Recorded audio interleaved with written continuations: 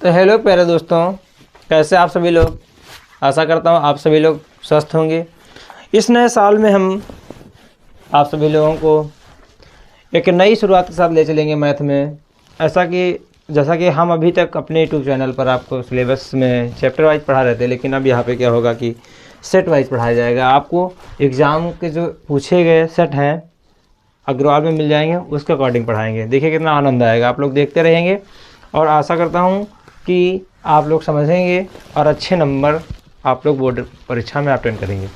तो मैंने ये ले रखा है 2022 का set number 1 AB code paper code AB वाला। तो उसमें क्या है कि वस्तुनिष्ठ प्रश्न पहले लिखा गया, वस्तुनिष्ठ प्रश्न मतलब बहुविकल्पीय प्रश्न, जिसके आपको 4 ऑप्शन दिए जाएंगे। पहला ऑप्शन चूज करना होगा। अभी तक आते थे कम ऑप्शनल, 6-7 करके आते थे करीब, लेकिन जो इस बार का एग्ज़ाम शेड्यूल है हाई स्कूल का, उसमें क्या है 20 ऑप्शनल आएंगे, मतलब 20 ऑब्जेक्टिव क्वेश्चंस आएंगे, जिनको आपको एक एक करके फिलअप करना रहेगा। देखिए प्रश्न नंबर 1 का खंड का हमने ले रखा है, जिसमें लिखा है 0, 1, 2, 3 मतलब 8। ये 4 आपको ऑप्शंस दिए गए हैं और फिर कहता है इसमें से कौन सी संख्या अभाज्य है। तो देखिए 0 तो अभाज्य होगी नहीं, एक विषम संख्या हो जाएगी, लेकिन जो है वो भाज्य अभाज्य दोनों होती, सॉरी जो सबसे छोटी संख्या अभाज्य 2 है, सबसे छोटी अभाज्य संख्या 2 है। ये तो आपको भाज्य दिख रही। चलिए इसका ऑप्शन नंबर 2 सही है। अगला क्वेश्चन पढ़ते हैं। लिखा है समीकरण 3x²। तो खा नंबर क्वेश्चन दिया गया आपको, समीकरण 3x² - 2x + 1/3 = 0 का विविक्तकर होगा। तो विविक्तकर होता क्या है, देखिए विविक्तकर आपका होता है d = b² - 4ac। ये विविक्तकर ज्ञात करने का फार्मूला होता है। तो ये b² 4ac क्या होता है, देखिए ax² प्लस का bx प्लस c = 0। ये यहाँ से मिलता है आपको, मतलब इसकी तुलना करेंगे तो इससे देखिए क्या है, इसको समीकरण 1 मान लें और समीकरण 1 से इसकी तुलना कर दें तो क्या आएगा, a बराबर आएगा आपका पास जो x² का गुणांक है, इसमें x² का गुणांक 3 आएगा। b बराबर क्या आएगा, इधर -2 आएगा क्योंकि प्लस का b है, लेकिन यहाँ पर माइनस लगा हुआ है तो इसलिए -2 आएगा, समझते रहिएगा। और ये जो c होगा तो 1/3 हो जाएगा। c कितना हो जाएगा, 1/3 हो जाएगा। अब क्या है, चूँकि विविक्तकर d बराबर होता है b² - 4ac, आपको d की वैल्यू ज्ञात करना है, a b c आपको पता है। तो हम क्या करेंगे, सीधे से फार्मूला में रखो d बराबर b² का मान कितना रखेंगे आप, 4, क्योंकि 2 का स्क्वायर करेंगे -4 और 4 गुणे a का मान 3 और c का मान 1/3। ये 3 से 3 रिमूव हो जाएगा तो d बराबर आएगा 4 - 4, यानी d = जाएगा 0। तो इसमें 0 जो होगा सही, ये वाला चौथा ऑप्शन आपका करेक्ट हो जाएगा। अगला क्वेश्चन देखते हैं। तो देखिए इसमें क्या करना है, साइन a = 3/5 आपको दिया गया है और काश a की वैल्यू पता करनी है। तो काश a बराबर क्या होगा, काश a बराबर हो जाएगा आधार बटे कर्ण। तो इसमें क्या है कि ये लंब और कर्ण दिया गया आपको, तो कर्ण का मतलब 25 का स्क्वायर -9 बराबर आधार का स्क्वायर। तो 25 - 9 जो है हो जाएगा कितना, 16 आधार का स्क्वायर, यानी आधार आएगा 4। ये बहुविकल्पीय क्वेश्चन है, इसको थोड़ा शार्ट में करेंगे तो 4/5 हो जाएगा। जहाँ पर भी आपका 4/5 मिलेगा करेक्ट हो जाएगा, दूसरा वाला मिलेगा गा का दूसरा सही, 4/5 वाला सही हो जाएगा।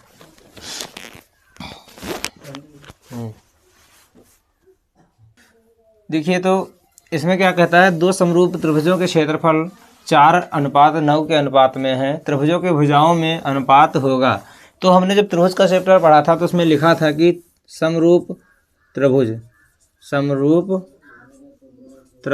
ABC या कुछ भी नाम ले लो, बटे सेकेंड वाला समरूप त्रिभुज ऐसे ही कुछ नाम बराबर भुजा जो इस त्रिभुज की एक भुजा लेते थे उसका स्क्वायर करते थे और बटे इसका स्क्वायर करते थे।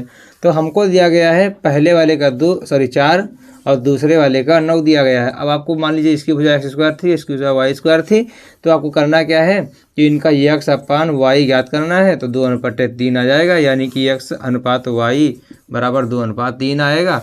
तो जहाँ पर आपको 2:3 मिलेगा वो वाला टिक कर देंगे, सही हो जाएगा। कहता है अंगा 3, 4, 6 तथा x का समांतर 5 है। मतलब 3 ये क्या है अंगा वाला है, 3, 4, 6 व x का समांतर माध्य 5 है। x का जो आपको x बार दिया गया है वो कितना दिया गया है 5। तो आपको x का मान ज्ञात करना है। तो x बराबर क्वेश्चन में तो x का मान ज्ञात करिए 3, 4, 5 और ये 3, 4, 6 तथा x का समांतर माध्य 5 है। तो हम क्या करेंगे, जानते हैं x बार बराबर होता है यानी समांतर माध्य बराबर सजातीय पदों का योग बटे पदों की संख्या। तो 3 + 4 + 6 + x कितनी है 1, 2, 3, 4 है, तो 4 कर दीजिए। x बार दिया गया 5, आपको 5 यहाँ लिखिए। ये हो जाएगा 4, 3, 7, 7, 6, 13 प्लस x बटे कितना 4, इसकी गुणा यहाँ से करिए तो 20 बराबर 13 प्लस x, यानी x का मान कितना आएगा 7, क्योंकि यहाँ से 13 20 से निकल जाएगा तो बचेगा 7, x बराबर 7 आएगा। जिसमें 7 होगा वही सही हो जाएगा, आपका तीसरा सही हो जाएगा। इसका जो है तीसरा ऑप्शन सही हो जाएगा। देखिए चा वाला है 2 बिंदुओं, जैसे 2 बिंदु आपको दिए गए हैं, कौन से 2, 3 और 1 दिया गया है 4, 1। इनके बीच की दूरी क्या होगी ये पूछ रहा। तो दूरी का फार्मूला हम जानते हैं, निर्देशांक की जावेद में खूब पढ़े हैं। d बराबर ये होता था x2 माइनस का x1 का whole square plus y2 minus का y1 का होल स्क्वायर। तो देखिए d इज इक्वल लगाएंगे, फार्मूला हो जाएगा काम। यहाँ पे ये आपको x1 है, ये x2 है, ये y1 है, ये y2 है। तो ये फार्मूला मतलब ये जो है क्वेश्चन ऑब्जेक्टिव है, इसलिए जल्दी थोड़ा कर रहे हैं। तो ये 2 x1 हो जाएगा और ये 4 x2 हो जाएगा, यानी 4 - 2 का होल स्क्वायर करेंगे प्लस यहाँ पे ये x1 है, ये x2 है, तो 1 - 3 का मतलब ये x1 sorry y2 minus y1 जैसा कि फार्मूला लिखा हुआ है। तो ये d बराबर हो जाएगा 2 का स्क्वायर और प्लस -2 का स्क्वायर, कुल मिला के ये कितना आएगा d बराबर ये भी 4 आएगा और ये भी 4 आएगा, क्योंकि जो वर्ग के बाहर निकलेगा तो प्लस में ही होगा। तो ये 4, 4, 8 हो जाएगा। d का मतलब हो जाएगा 2√2 इकाई हो जाए। इसका देखते कौन सा ऑप्शन 2√2 तीसरा ऑप्शन इसका सही है। इसका तीसरा ऑप्शन सही है 2√2, ये तीसरा ऑप्शन सही है। अब आपको ले चलेंगे हम प्रश्न नंबर 2 पर। प्रश्न नंबर 2 पर ले चलेंगे, जिसमें आपसे कहा गया है सभी खंड कीजिए। इसमें भी वही बात, सभी खंड कीजिए। प्रश्न नंबर 2 है, बस कोई सेम है। उसमें से का खंड आपका है जो का वाला ये है कि यदि द्विघात समीकरण x², हम द्विघात समीकरण लिख लेते हैं x² माइनस का 2kx माइनस 6 इज इक्वल 0। अब कह रहा है इसका एक मूल 3 है, इसका एक मूल 3 है, तो k का मान ज्ञात कीजिए। देखिए माना अल्फा बराबर 3, क्योंकि एक मूल हम अल्फा को मान रहे हैं, दूसरा मूल आपका बीटा हो जाएगा।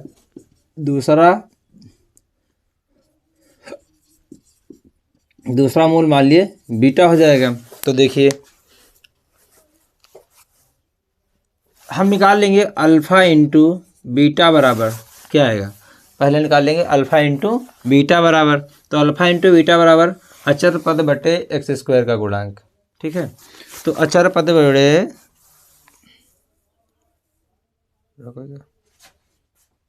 अचर पद बटे x² का गुणांक। तो अचर पद को कह सकते हैं हम c और x² का गुणांक को कह सकते हैं a। तो ये आपका c है -6, तो -6 रहेगा और इसका गुणांक कितना है 1, तो 1 कुल मिला के ये अल्फा इंटू बीटा -6 आया। और चूंकि अल्फा बराबर 3 था तो इसीलिए हम लिखेंगे 3 बीटा बराबर 6, वो भी माइनस का। तो बीटा बराबर क्या है -2, ध्यान रखिएगा आप लोग, बीटा बराबर आया -2। चलिए अब यहाँ से हम अल्फ़ा प्लस बीटा निकालेंगे। अल्फ़ा प्लस बीटा निकालेंगे तो क्या आएगा -b/a, क्योंकि -x का गुणांक बटे x² का गुणांक। तो -x का गुणांक इसमें ऑलरेडी माइनस है, तो इसीलिए प्लस का 2k हो जाएगा और इसका तो मतलब एक है ही है, तो इससे कोई मतलब है नहीं। और अल्फ़ा और बीटा दोनों के मान आप निकाल चुके हैं। अल्फ़ा का मतलब 3 है और बीटा का मतलब -2 है। और यहाँ पर -b का मतलब 2k था, तो 2k माइनस का था और ये भी माइनस का, इसीलिए हटा तो प्लस का हुआ। तो 3 से देखिए 3 से 2 चला जाएगा तो बचेगा 3 - 2 बराबर 2k, यानी आपके पास आएगा 1 बराबर 2k, k का मान आएगा हाफ। चलिए ये आपका लग गया क्वेश्चन, k का मान आया 1। अगला बंद कर। तो खाखंड अब इसका क्वेश्चन नंबर 2 का, प्रश्न नंबर 2 का खाखंड, मैंने खाखंड में ये कहता है कि 2 tan 30 बटे 1 + tan स्क्वायर 30 का मान ज्ञात कीजिए। इसकी वैल्यू आपको पता करनी है। तो देखिए इसमें क्या करेंगे, हम tan 30 का मान जानते हैं कितना होता है, 1/√3, उसी को इसमें अप्लाई कर देंगे, हो जाएगा हमारा, इसका मान आ जाएगा। तो इधर कर लेते हैं इसको, चलो इसे रखते हैं। इसको जब सॉल्व करेंगे या हल करेंगे तो ये कहेगा 2 tan 30 का मान 1/√3 हो जाएगा, बटे यहाँ पर 1 + tan स्क्वायर 30, यानी 1/√3 है उसका हम स्क्वायर करेंगे तो हमारे पास क्या आएगा, ये आएगा 2/√3 बटे इधर ये 1/3 हो जाएगा, तो 3 एक कम 3 एक 4 हो जाएगा, 4/3 हो जाएगा। तो जब इसको हल करेंगे तो 2/√3, हम बटे को गुणे में चेंज करेंगे तो जो संख्या नीचे है वो ऊपर जाएगी। इसकी कैलकुलेशन ऐसे आएगी कुछ, 2 एक कम 2, 2 दूना 4, 3 से √3 से 1√3 कट के √3 बचेगा, कहने का मतलब √3/2 आएगा, √3/2 इसका मान आएगा। क्वेश्चन नंबर गा है दूसरे का, जिसमें कहता है कि यदि दो समरूप त्रिभुजों का क्षेत्रफल यदि दो समरूप त्रिभुजों का क्षेत्रफल क्रमशः 169 सेंटीमीटर स्क्वायर तथा 225 सेंटीमीटर स्क्वायर है तो इनकी संगत भुजाओं में अनुपात ज्ञात कीजिए। तो देखिए क्या करते हैं हम, तो एक बार फिर से क्वेश्चन को सुनेंगे आप लोग। यदि दो समरूप त्रिभुजों का क्षेत्रफल 169 और 225 सेंटीमीटर स्क्वायर में है तो इनकी संगत भुजाओं का अनुपात क्या होगा। तो देखिए हम जानते हैं प्रथम समरूप त्रिभुज का क्षेत्रफल बटे द्वितीय समरूप त्रिभुज का क्षेत्रफल बराबर प्रथम त्रिभुज की एक भुजा मान लीजिए x का स्क्वायर बटे द्वितीय त्रिभुज की एक भुजा y का स्क्वायर, ये होता है। तो हमको दिया गया है प्रथम त्रिभुज का क्षेत्रफल 169, दूसरे का दिया गया 225 बराबर x का स्क्वायर बटे y का स्क्वायर। अब हम क्या करेंगे, या इनका वर्गमूल लेंगे, तो वर्गमूल लेने पर x/y बराबर आएगा 169/225, इस पर चढ़ जाएगा ना अंडर रूट। तो जब अंडर रूट ये बाहर निकलेगा भाई, जब अंडर रूट से 169 बाहर निकलने की कोशिश करेगा तो ये 13 आ पाएगा, क्योंकि 13 तरह हम 169, 25 और ये 15 हम 225 होता है, तो ये 13/15 आ पाएगा। कहने का मतलब इसको ऐसा लिखो, ऐसा लिख दो x/y बराबर 13/15 हो जाएगा, ये आंसर हो जाएगा। चलिए मिटा देते हैं इसको। तो क्वेश्चन नंबर घ, प्रश्न नंबर 2 का ही क्वेश्चन नंबर घ आपको बताने जा रहे हैं। इसमें कहता है 12 व्यक्तियों के भार का समांतर माध्य, तो 12 लिखेंगे, हल सीधे लिखेंगे, 12 व्यक्तियों के मतलब 12 व्यक्तियों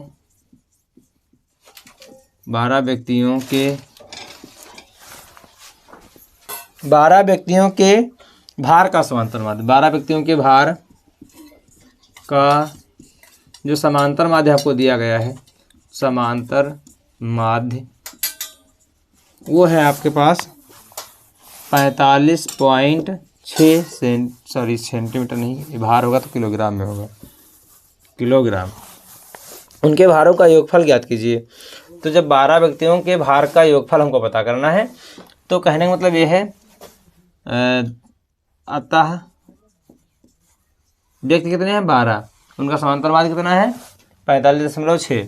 तो हमको पता करना है वो व्यक्तियों मतलब जो कुल व्यक्ति थे 12 व्यक्ति थे, उनके जो मास का वेट कितना मतलब पूरा टोटल वेट कितना। तो टोटल वेट बराबर टोटल वेट जो वजन होगा आपका टोटल वजन माने भार। तो उसके लिए क्या करेंगे, के लिए हम जानते हैं एक्स बार बराबर मान लीजिए x1 plus x2 plus dot dot dot dot कितने x12 तक के व्यक्ति हैं, कितने x12 तक के व्यक्ति हैं, उनका भार ये दिया गया।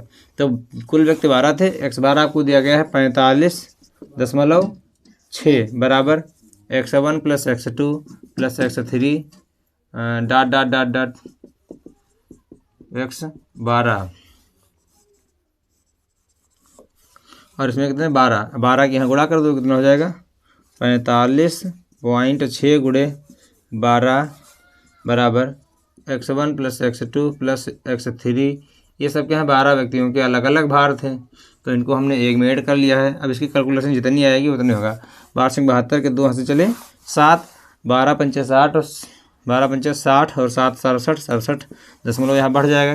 तो 67 के 6 चले 6 और 12 चौक 48 और 6 हो जाएंगे 54।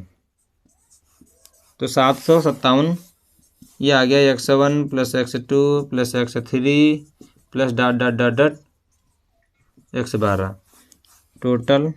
अतः टोटल मास ऑफ 12 पीपल बराबर 547.2 kg। ये आपका राइट आंसर हो गया।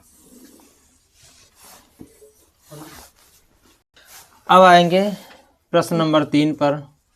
2 प्रश्न आपके कंप्लीट है। प्रश्न नंबर 3, अभाज्य गुणनखंड विधि द्वारा 96 और 404 का HCF और LCM ज्ञात कीजिए।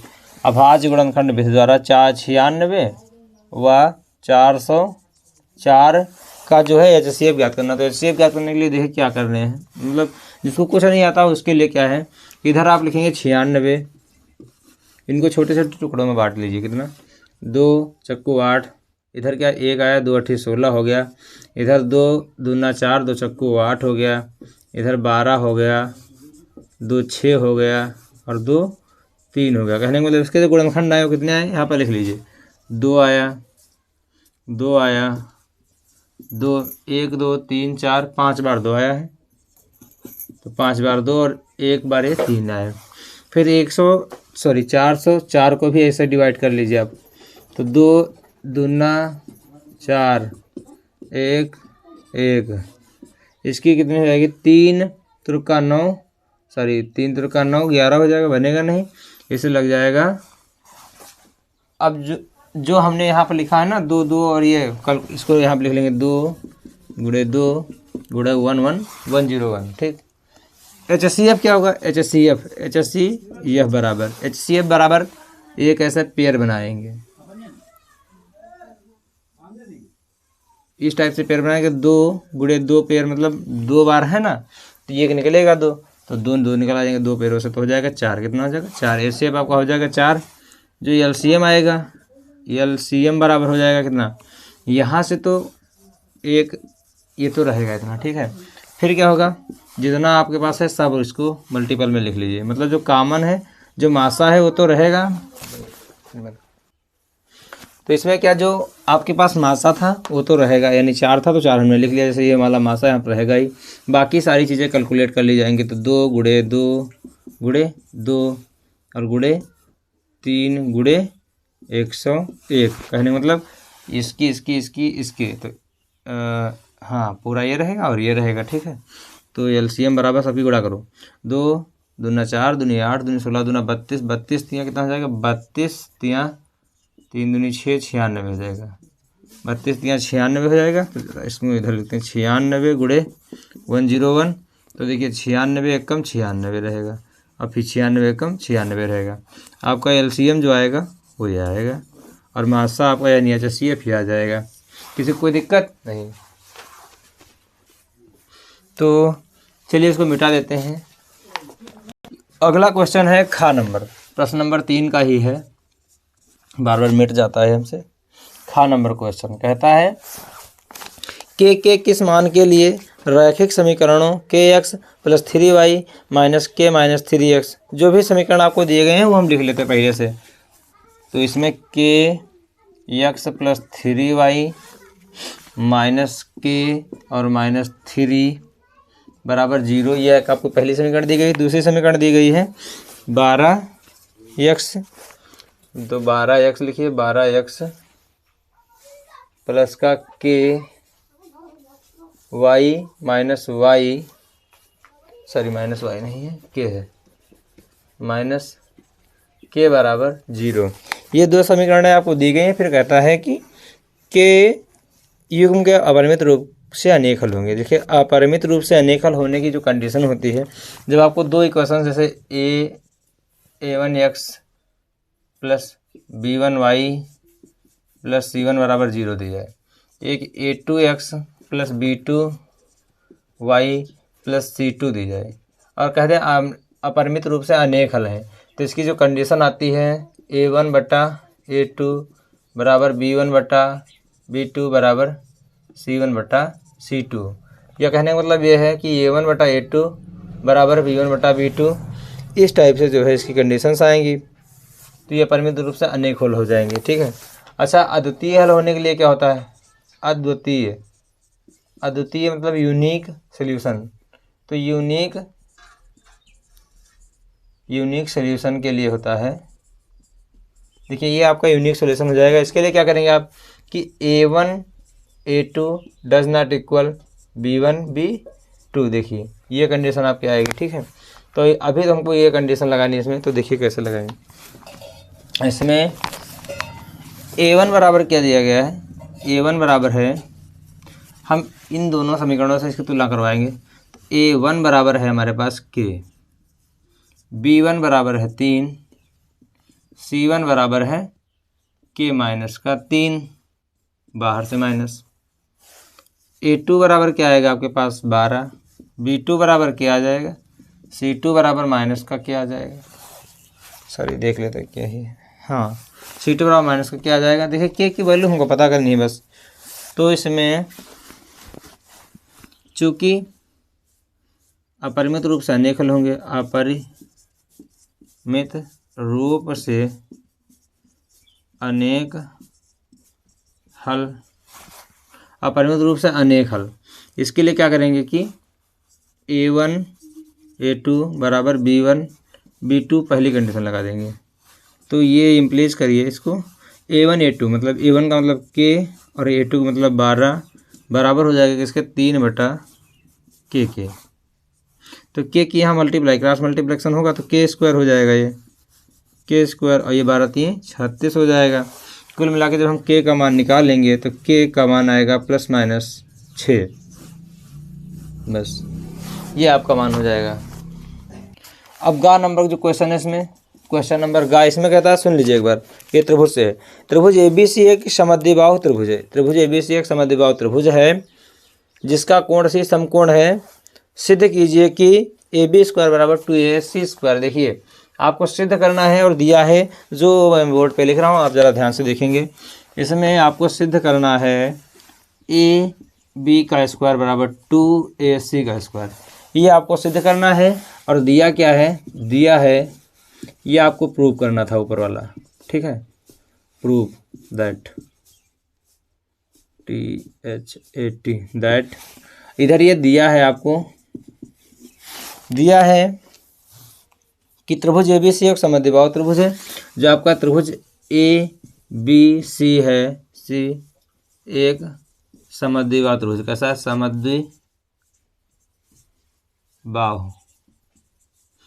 समद्विबाहु त्रिभुज है। त्रिभुज ABC एक समद्विबाहु त्रिभुज है जिसमें कोण C क्या है? समकोण है। कोण C समकोण है, एक ये भी बात दी है। तो देखिए समद्विबाहु त्रिभुज बनाने के लिए हम इस टाइप से बनाएंगे त्रिभुज समद्विबाहु ABC। इनकी ये दो भुजाएं बराबर हो जाएंगी, ये तीसरी अलग नाप की हो जाएगी, उससे कोई मतलब नहीं हमारा। तो अब इसके लिए क्या करेंगे कि हम कोण C समकोण है ना, अब ये कह रहा कोण C समकोण है, इसलिए थोड़ा दूसरी टाइप का क्वेश्चन जो ये त्रिभुज बनेगा ये दूसरी टाइप का बनेगा। ये इस टाइप से हो जाएगा भाई।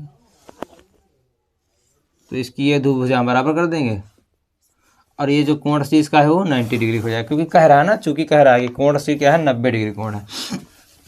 तो इसमें आपके पास यहाँ से थोड़ा इधर दिख नहीं रहा होगा अपने को, यहाँ लिख रहे हैं इसमें, चूंकि ए बी बराबर बी सी, ए बी बराबर बी सी, चूँकि ये क्या है समद्विबाहु त्रिभुज है, समद्विबाहु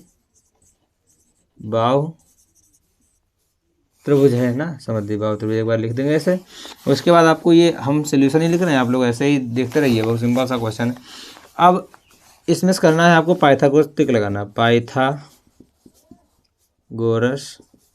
प्रमेय लगाओ, प्रमेय। तो पाइथागोरस प्रमेय क्या लगेगी इस त्रिभुज में कि सबसे लंबी भुजा आप मान लीजिए कौन सी है, इसमें ये ए बी है, तो ए बी का स्क्वायर, ए बी का स्क्वायर बराबर हमको 2AC का स्क्वायर चाहिए ना, 2AC। तो चलिए हम इसको ना बराबर करके, सॉरी इसको बराबर है तो थोड़ा मान बदल देते हैं, इसको जो है बी कर देते हैं, नहीं बनेगा। आपको ये दो भुजाएं बराबर दिखानी होंगी और ये BC वाली ना, मतलब 20 ये वाली थोड़ा, क्योंकि ए बी हमको सिंगल चाहिए, 2AC चाहिए ना, तो ये ए बी जो है नहीं बराबर करनी है आपको, सिर्फ AC और BC कुछ क्वेश्चन के अकॉर्डिंग भी करना होगा, जो प्रूवमेंट आपको करनी है उसके अकॉर्डिंग। तो हमको ABC एक समझ बहुत तो ये तो सेम रहेगा। AB बराबर जो हमने लिखा तो इसको लिखेंगे AC बराबर BC, क्या लिख लेंगे AC बराबर BC। तब हम अब इसमें AB सबसे लंबीकरण हो जाएगी आपके पास, तो हम लिख देंगे AC का स्क्वायर प्लस BC का स्क्वायर, और चूँकि AC बराबर BC इसलिए क्या हो जाएगा दिख रहा है। तो अब ये AC बराबर BC मतलब कहने की ये है कि AB का स्क्वायर बराबर, जहाँ पर BC वहाँ पर क्या रख देंगे AC, हमको मिल जाएगा 2AC। तो AC एक ही है और प्लस BC की जगह फिर रख देते हैं क्या AC का स्क्वायर। कहने का मतलब ये मिल जाएगा AB का स्क्वायर बराबर 2AC का स्क्वायर। प्रूफ हो गया देखते ही देखते, प्रूफ्ड। अब अगला क्वेश्चन जो घ नंबर है 3 नंबर का लास्ट क्वेश्चन, वो बहुत ही सुंदर क्वेश्चन है। कहता है कि एक बेलन के आधार की त्रिज्या 4 सेंटीमीटर है और ऊंचाई 14 सेंटीमीटर है, बेलन का वक्रपृष्ठ क्षेत्रफल ज्ञात कीजिए। तो देखिए यहाँ पर हम एक बेलन बना लेते हैं, ये आपको बेलन दिखाएंगे बना के, ये हो गया बेलन, ठीक। इसका वक्रपृष्ठ क्षेत्रफल जैसे हमारे पास मार्कर है, तो अगर हम सिर्फ इसका क्षेत्रफल निकालेंगे, ये जो ये वाला एरिया है जिसको हम ऐसे कर पा रहे हैं, ये वक्रपृष्ठ होता है। अगर संपूर्ण वक्रपृष्ठ की बात करता है तो इसका ये वाला और ये वाला भी जुड़ जाता है, तो ये हो जाता है संपूर्ण वक्रपृष्ठ। फिलहाल अभी हमको निकालना है इसका ये वाला एरिया जो वक्रपृष्ठ इसको कहते हैं आप लोग। तो वक्रपृष्ठ में अब आप लोग समझ गए होंगे कि सिर्फ हमको ये जो यहाँ से यहाँ तक की ऊंचाई, यहाँ से यहाँ तक की ऊंचाई और जो ये ढलान, मतलब ये जो आपको दिया गया है इसका ही एरिया निकालना हुआ, ठीक है। इसका एरिया निकालना है, वक्रपृष्ठ का क्षेत्रफल निकालना है, हमको ऊपर का नहीं जोड़ना है। तो इसके लिए आपको एच जो दिया गया है, जरा देखिए कितना दिया गया है। एच दिया गया है 14 सेंटीमीटर, 14 सेंटीमीटर दिया गया है, और जो त्रिज्या दी गई है आर वो है 4 सेंटीमीटर। तो आप निकालेंगे बेलन का वक्रपृष्ठ क्षेत्रफल, तो लिखिए चूँकि तो आर बराबर हो जाएगा 4 सेंटीमीटर और जो एच बराबर है आपके पास 14 सेंटीमीटर है। बेलन साइड में बना देंगे, ये दो चीज समझेंगे आप लोग, तो वरना कोई ज़रूरत नहीं है। तो बेलन का वक्र पृष्ठीय क्षेत्रफल, पृष्ठीय क्षेत्रफल बोलिए बच्चों क्या होता है? बेलन का वक्र पृष्ठीय क्षेत्रफल होता है, वेरी गुड, क्या होता है 2 पाई RH। तो देखिए 2 पाई का मान 22/7 रखिए, आर का मान आपके पास 4 है 4 रखिए, और एच का मान 14 है 14 रखिए, कोई दिक्कत नहीं। इसमें क्या होगा कि 7 दूनी 14 हो जाएगा, तो 2 गुणे 22 गुणे 4 गुणे, ये आपके पास कैलकुलेशन आएगी। तो इसको बहुत आसानी से करेंगे, 2 दूना 4 चौकू 16, यानी 22 गुणे 16 कर देंगे। फिर 16 दूना 32 के 2 कर देंगे, 3 हासिल ले चलेंगे, 16 दूना 32 और 3 35 कर देंगे, और यहाँ पर सेंटीमीटर स्क्वायर कर देंगे। यहाँ पर लिख देंगे बेलन का वक्रपृष्ठीय क्षेत्रफल। ये आपका क्या हो जाएगा आंसर। और वहाँ पेपर का में लिखते समय यानी उत्तर प्रश्न का लिखते समय जब आंसर आपका आएगा तो ऐसा करना आपको ज़्यादा बढ़िया रहेगा। ठीक है, तो अगला क्वेश्चन क्या है।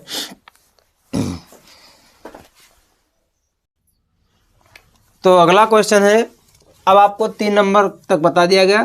क्वेश्चन नंबर 4 है, जो हमारा प्रश्न नंबर है वो कौन सा है 4, प्रश्न नंबर 4 है। तो प्रश्न नंबर 4 का पहला देखिए दिया गया है HCF 306 और 657 बराबर 9। तो LCM का मान ज्ञात कीजिए। देखिए आपको क्या है दिया है, इसमें का खंड जो दिया है HCF किसका HCF दिया गया है 306 और कामा 306 कामा 657 का वो है 9। तो LCM ज्ञात करना है 306 कामा 6 5 7 यानी 657 का। तो हम जानते हैं क्या होता है कि LCM बराबर पहली संख्या लासा बराबर पहली गुणे दूसरी संख्या बटे HCF। तो देखिए यहाँ पे LCM निकाल रहे हैं, तो पहली संख्या आपके पास 306 है, गुणे दूसरी संख्या 657 है, और इसका जो HCF है वो कितना आया है 9। 9 को बटे में रखेंगे तो 9 63। यहाँ आप देखिए 306 थोड़ा काट के बताते हैं आपको, 9 एकम 9 9 63 कितना कैरी बचा कितना 2 27 हो जाएगा, 9 त्रुक 27 यानी 9 63 9 त्रुक 27। ठीक, 9 के 9 दूना 18 9 त्रुक 27। तो ये 306 गुणे 7 और 3, तो इसकी गुणा कराओ तो 73 छक्का जो भी हो, यहाँ कैलकुलेशन करके लिखते हैं हम 300, यहाँ दिखता नहीं होगा आप लोगों को, 306 गुणे 73। भाई इतनी लंबी गुणा तो नहीं आती है। 3 छक 18 हो जाएगा, 3 त्रिक 9 हो जाएगा, 7 छंग 42 पूरा 7 त्रिक 21 पूरा 8 3 13 2 2, ये हो जाएगा 22 338। एलसीएम कितना आएगा, LCM बराबर 22 338। कैलकुलेशन करके थोड़ा भैया इधर उधर हो गई हो तो आप लोग जो है गुणा करके मैच कर सकते हैं। अगला क्वेश्चन, अब आपको इसी में दिया गया है खा नंबर क्वेश्चन, बड़ा ही सुंदर ट्रिग्नोमेट्री से। पहला क्वेश्चन, दूसरा क्वेश्चन ट्रिग्नोमेट्री से फिर आ रहा है। लिखा यदि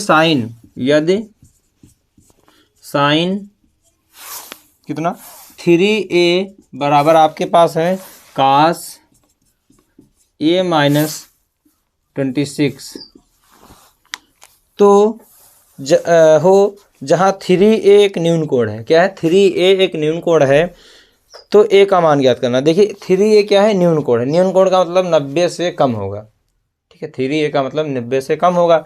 तो चलिए हम क्या करते हैं, इसी से इसका लगाना a का मान निकालना शुरू करते हैं। तो इसको हल करते हैं, क्या हो जाएगा। अच्छा, साइन को हम लिख सकते हैं cos 90 माइनस 3a।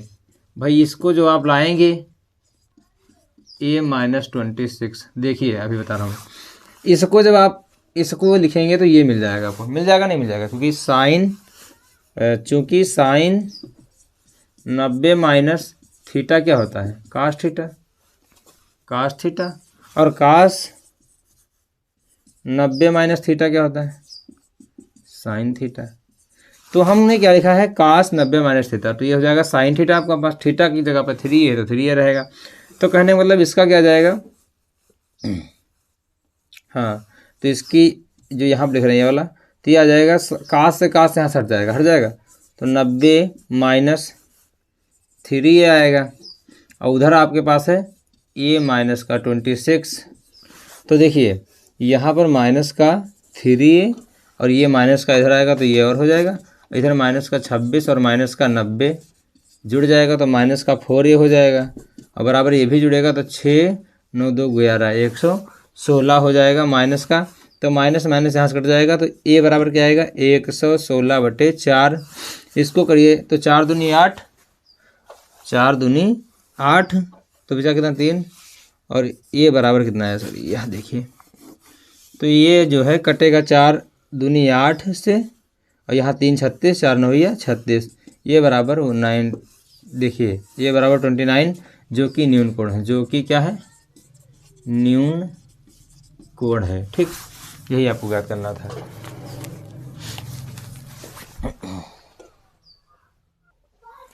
देखिए जैसा कि क्वेश्चन है 4 का खा वाला तो लगा दिया हमने गा वाला। तो अब गा वाला क्वेश्चन क्या है, खंडगा में कहता है 10 मीटर लंबी एक सीढ़ी, 10 मीटर लंबी एक सीढ़ी। तो 10 मीटर लंबी एक सीढ़ी भाई, तो सीढ़ी हमेशा, सीढ़ी को आप ऐसे ही तो लगाएंगे, तो चलो सीढ़ी हम बना लेते हैं। 10 मीटर लंबी आपकी सीढ़ी हो गई, ठीक है, ये 10 मीटर लंबी सीढ़ी हो गई। फिर कहता है एक दीवार पर टिकाने पर भूमि से 8 मीटर स्थित।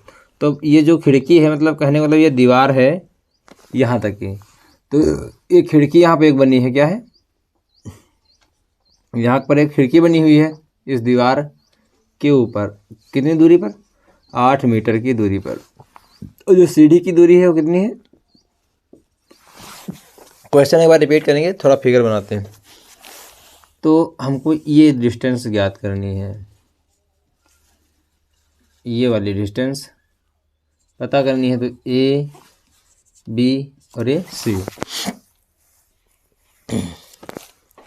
तो इसमें क्या है कि कहता है 10 मीटर लंबी एक सीढ़ी, 10 मीटर लंबी एक सीढ़ी एक दीवार पर टिकाने पर भूमि से 8 मीटर ऊंचाई पर स्थित तक एक खिड़की, मतलब ऊंचाई पर स्थित एक खिड़की तक पहुंचती है। दीवार के आधार से, तो ये दीवार का आधार है आपके पास, सीढ़ी के निचले सिरे की दूरी ज्ञात कीजिए। सीढ़ी के निचले सिरे की दूरी मतलब यहाँ से और यहाँ तक की दूरी आपको ज्ञात करनी है। तो माना ये दूरी क्या है, x। तो लिखेंगे दिया है सीढ़ी, क्या लिखेंगे, सीढ़ी, और सीढ़ी क्या है, BA, मतलब AB बराबर कितना, 10 मीटर, 10 मीटर। फिर आपको पास खिड़की की ऊंचाई दी गई है, दीवार से खिड़की की ऊंचाई, मतलब दीवार पर स्थित खिड़की की ऊंचाई है, दीवार पर स्थित खिड़की की ऊंचाई बराबर, यानी जो ऊंचाई है आपके पास AC बराबर 8 मीटर है। तो BC बराबर क्वेश्चन मार्क। तो माना B से C तक की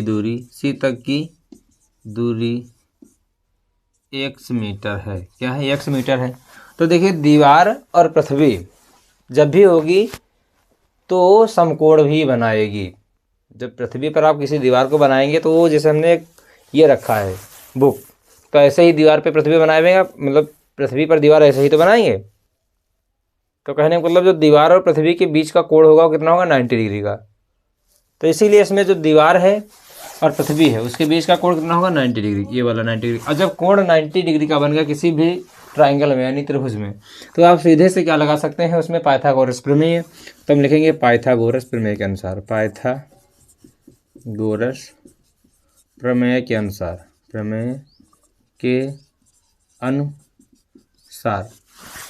पाइथागोरस प्रमेय के अनुसार थोड़ी स्पीड इसमें पकड़ रहे हैं, क्योंकि जो ये सेट है वो अगर ऐसे ही चलता रहा तो 3-4 घंटे में समाप्त होगा। थोड़ा स्पीड में चलिए आप लोग। तो ये BC का स्क्वायर, मतलब BC का स्क्वायर पाइथागोरस प्रमेय, मतलब ये आधार है तो आधार का स्क्वायर बराबर कर्ण का स्क्वायर माइनस लंब का स्क्वायर। कर्ण कितना है, AB, इसका स्क्वायर माइनस लंब कितना है, AC का स्क्वायर। इसको हमने x माना, x लिखो। इसकी जो ऊंचाई लंबाई हो 10 है, 10 लिखो। इसकी 8 है तो 8 लिखो। ये x स्क्वायर बराबर हो जाएगा 10 दहम 100, 8 अठाई 64, कुल मिला के x स्क्वायर बराबर आएगा 36, यानी x बराबर आएगा 6। तो ये क्या होगा, 6 मीटर। ठीक है, अब ये x स्क्वायर क्या, x स्क्वायर हटेगा तो उधर रूट चढ़ेगा, रूट से बाहर निकलेगा 6। आप लोग इतना सोचेंगे, ठीक। तो अगला क्वेश्चन आपके पास क्या है, अगला क्वेश्चन है घ नंबर। अगला क्वेश्चन घ नंबर है, जिसमें कहता है घ नंबर क्वेश्चन है, और आपको उसमें बताना है 5.8 सेंटीमीटर लंबाई का एक रेखाखंड खींचिए 5.8 मीटर लंबाई का एक रेखाखंड खींचना है आपको। तो देखिए ये वाला हमने एक रेखाखंड अब खींच दिया। मान लीजिए किसकी दूरी है, ये ए और बी, ये 2 पॉइंट माना, इनके बीच की दूरी है 5.8 सेंटीमीटर का लंबा एक रेखाखंड खींचा। तो और इसे 4.3 के अनुपात में विभाजित कीजिए, और इसको विभाजित करना है 4:3 में। तो हम क्या करेंगे, ए से कोई एक रेखा एक्स खींच देंगे जो कि ए बी के साथ में न्यून कोण बनाती हुई जाएगी, कहने का मतलब इधर ये 90 डिग्री होगा, इसके इधर आप झुका के ले जाएंगे, वो मतलब 90 से उधर नहीं बनाना आपको, 90 के अंदर ही रखना है रेखा को, ठीक है। आप चाहें तो थोड़ा और ऊपर बढ़ा सकते हैं, लेकिन इसको सीधी नहीं कर सकते ना, इसको इधर झुका सकते हैं, ठीक है। ये हमेशा इधर ही बी की तरफ झुकी होनी चाहिए, ठीक है, इतना समझिए आप लोग। तो अच्छा 4:3 की बात कर रहा है, 4:3 में विभाजित करना। तो आपको जिसमें इंटरसेक्ट कर, इसमें जो आपको ये चाप लगाने हैं बराबर बराबर की मात्रा में, कितने लगाने हैं, 4 + 3 यानी 7 चाप लगाने। कितने चाप लगाने हैं, 7। तो देखिए एक प्रकार लीजिए आप लोग, प्रकार। अब यहाँ पर क्या है, थोड़ा यह सवाल आपको पटरी, प्रकार और पेंसिल तीनों चीज़ें हों तो अच्छे से समझाई जा सकती हैं। फिर भी हम इसको एक रिवाइज करवा रहे हैं ना।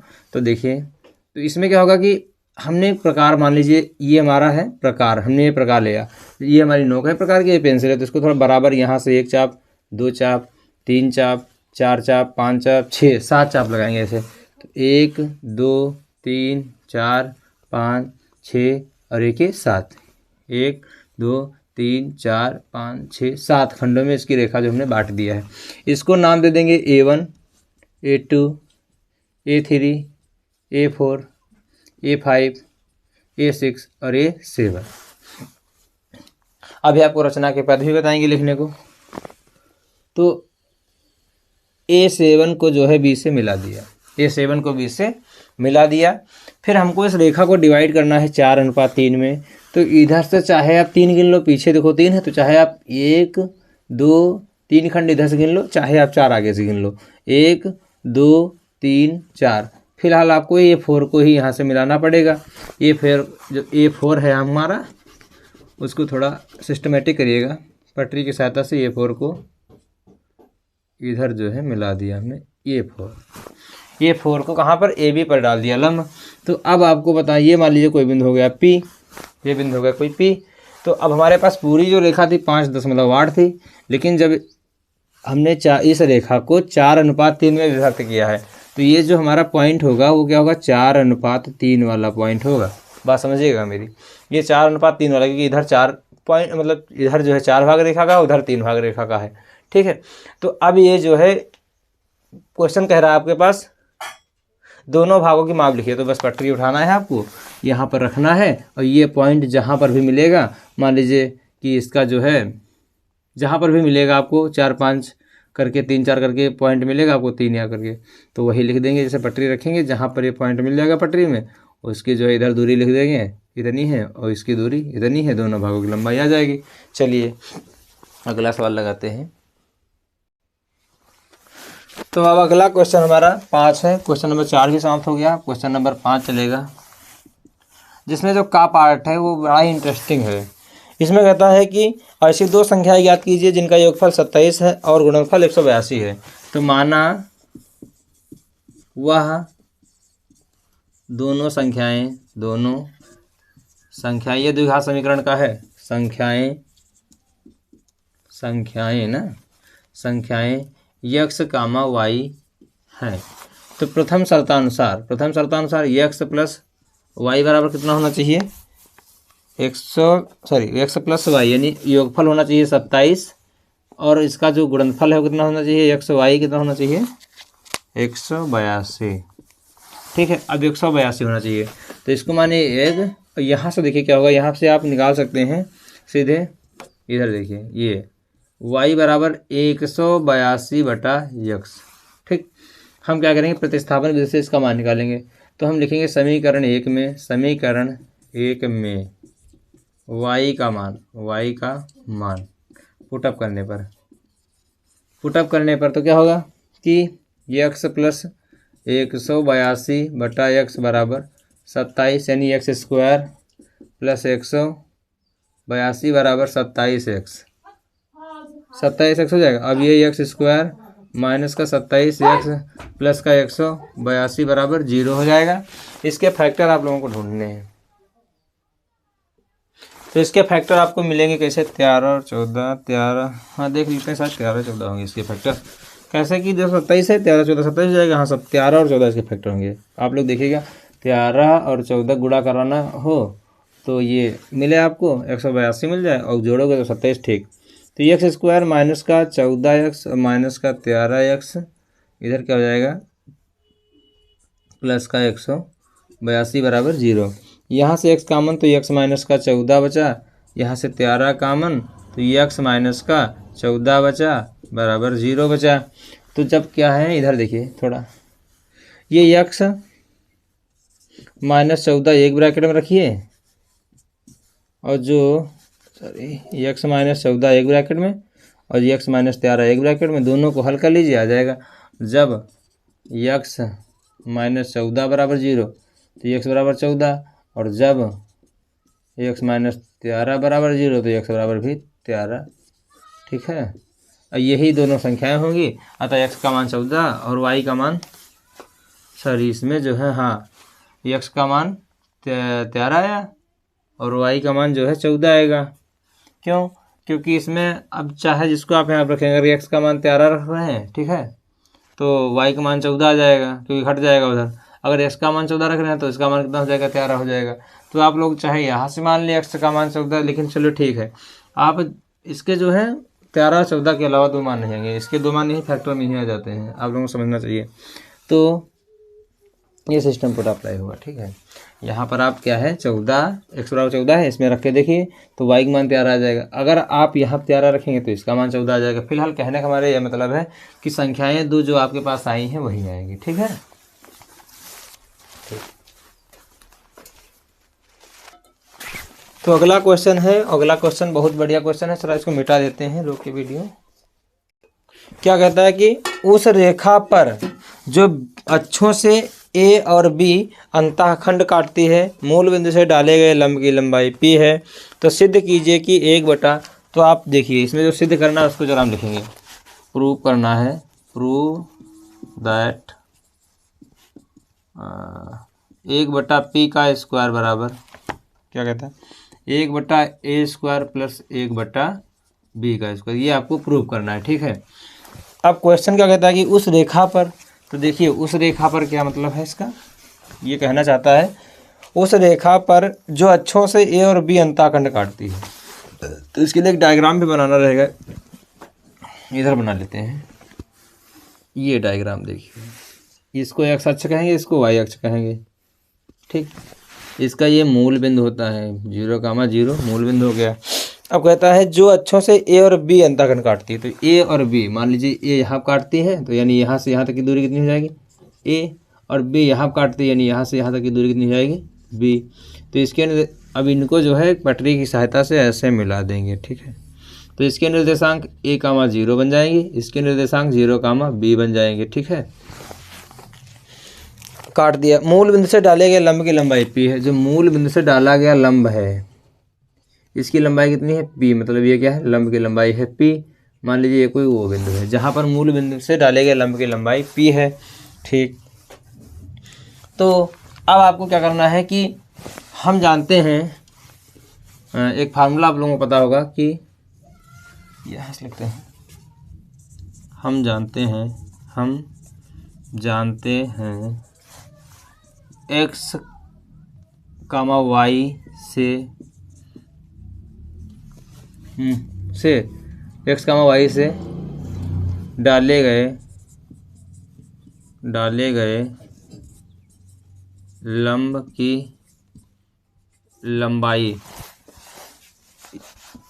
लंबाई यानी जो है लंब की लंबाई p बराबर जैसे ax plus by plus c बटा √a² प्लस b² होता है। ठीक है, चूँकि अब आपको ज्ञात क्या मतलब दिया क्या है कि मूल बिंदु से डाले गए लंब की लंबाई ये दिया गया है ना, तो अब आपको करना ये होगा कि थोड़ा अभी आप उससे उन दो बिंदुओं से जो है आप ज्ञात करेंगे इक्वेशन ज्ञात करने के बाद होगा कुछ। तो चलिए इक्वेशन ज्ञात करते हैं। तो आपके पास दो बिंदु हैं कितने, तो अतः 0 कामा बी व ए कामा 0 से जाने वाले समीकरण का सूत्र जो है जाने वाला समीकरण तो इसमें बनेगा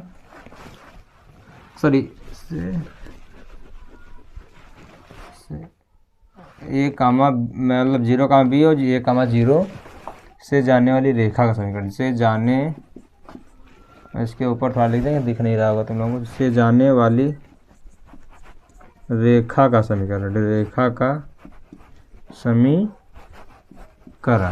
तो अब ये समीकरण रेखा क्या होगा, y माइनस का y1 बराबर y2 माइनस का y1 बटे x2 माइनस का x1, इधर x माइनस का x1। तो y माइनस का 0 y1 हो जाएगा बराबर y2 का मान आएगा b, क्योंकि आपके पास y2 तो साथ b रहेगा।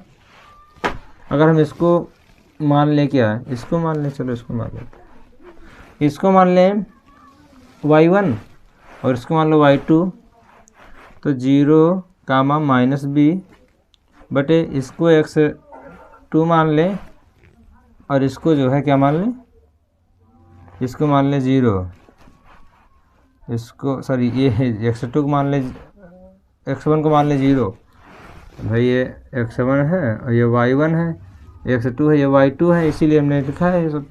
अब x माइनस का x1 कितना था 0, अरे x1 0 कहाँ है भाई,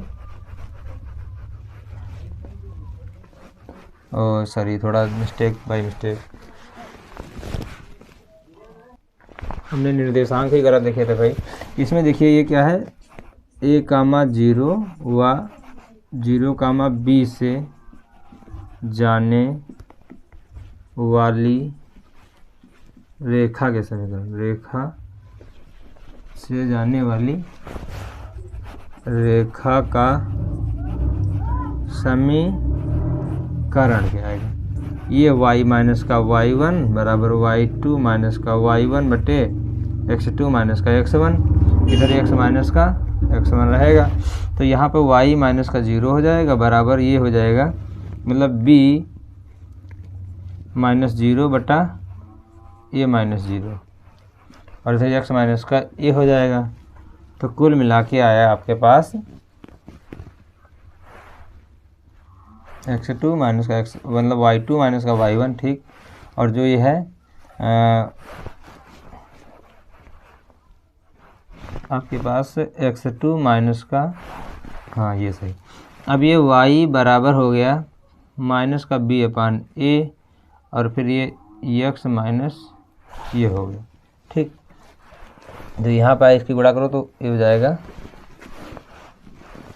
y a बराबर माइनस का b x प्लस का a b, यानी a y क्या कहते हैं इसको, a y plus b x और माइनस a b बराबर 0, ये चीज़ हो जाएगी। तो अब जब p का मान निकालोगे तो क्या आएगा p, इसलिए p बराबर हमारे पास क्या है, p बराबर हो जाएगा a x plus b y, मतलब तो हम जाएगा a ये इसमें a y plus B X minus A B बटा under root A square plus B square, ठीक। अब 0,0 यानी मूल बिंदु, इससे मूल बिंदु से होकर डाले गए लंब की लंबाई कितनी है, p बराबर, यहाँ पर क्या ये जो आएगा आपका a गुणे 0 आ जाएगा और प्लस b गुणे 0 आ जाएगा, माइनस का क्या रहेगा ए बी, यानी c का मान ना, मतलब ये जो लोगे तुम पूरा यहाँ से निकाल लोगे, मतलब रख दोगे ये समीकरण पूरी जो आएगी, बटा under root A square plus B square. तो P बराबर हो जाएगा माइनस का AB बटा under root A square plus B square. ठीक, तो अब ये दोनों पक्षों का स्क्वायर कर दो, दोनों पक्षों का वर्ग कर दो, तो क्या आएगा P स्क्वायर बराबर ए स्क्वायर बी स्क्वायर बटे A square plus B square. ठीक, वर्क करने पर ये जो हट जाएगा पूरा फार्मूला। अब इसमें देखो क्या होगा कि 1/P स्क्वायर बराबर हो जाएगा ए स्क्वायर प्लस बी स्क्वायर बटे ए स्क्वायर और बी स्क्वायर हो जाएगा। तो अब 1/P का स्क्वायर बराबर हम क्या कर सकते हैं, अलग अलग ए स्क्वायर बटा ए स्क्वायर और B square plus B square बटे ए स्क्वायर और बी स्क्वायर। तो कहने का मतलब ये आएगा 1/P का स्क्वायर बराबर 1/B स्क्वायर प्लस ये कट गया, इसमें बी भी कट जाएगा तो ये नहीं ए स्क्वायर। कह सकते हैं 1/P का स्क्वायर बराबर 1/A square plus 1/B square. ये हो जाएगा प्रूफ।